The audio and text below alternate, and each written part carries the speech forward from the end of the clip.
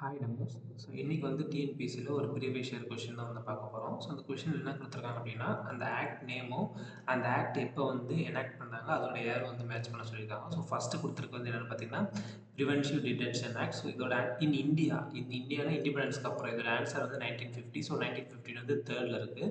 So இது ஒன்று கண்டுபிடிச்சாலும் நமக்கு ஆப்ஷன் வந்து தேர்டில் ஸ்டார்ட் ஆகிறது இது மட்டும்தான். ஸோ இதை ஈஸியாக நம்ம போட்டலாம். ஸோ ஆன்சர் வந்து ஆப்ஷன் சி.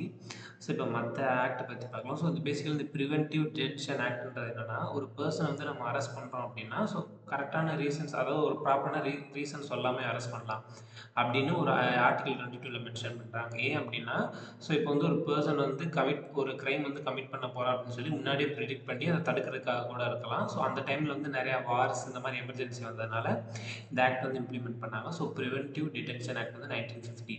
ஸோ நெக்ஸ்ட் கொடுத்துருக்கு வந்து என்னென்னு பார்த்தீங்கன்னா, national emergency act sign into law by president Gerald Ford. இது வந்து யூஎஸ்ஏல இருந்த ஒரு ஆக்ட். ஸோ நேஷனல் எமர்ஜென்சி ஆக்ட்னு இது வந்து செப்டம்பர் 14, 1976 வந்து சைன் பண்ணாங்க. ஸோ இது வந்து 96னா ஃபோர்த் ஒன். ஸோ இது வந்து எதுக்காக அப்படின்னு பார்த்துட்டிங்கன்னா, ஸோ இப்போ திடீர்னு ஒரு கண்ட்ரியில் வந்து ஒரு எமர்ஜென்சி ஏதாச்சும் வருது அப்படின்னா, ஸோ அதை டிக்ளேர் பண்ணுறதுக்காக ஒரு பிரசிடென்ட்டுக்கு கொடுத்து எம்பவர்மெண்ட்டை பற்றி பேசுகிறது தான் இந்த ஆக்ட்டு. ஸோ தேர்ட் வந்து இந்தோ பாகிஸ்தான் வந்து எப்போ நடந்துச்சு அப்படின்னா 1971 தான் நடந்துச்சு. So 1971 first one.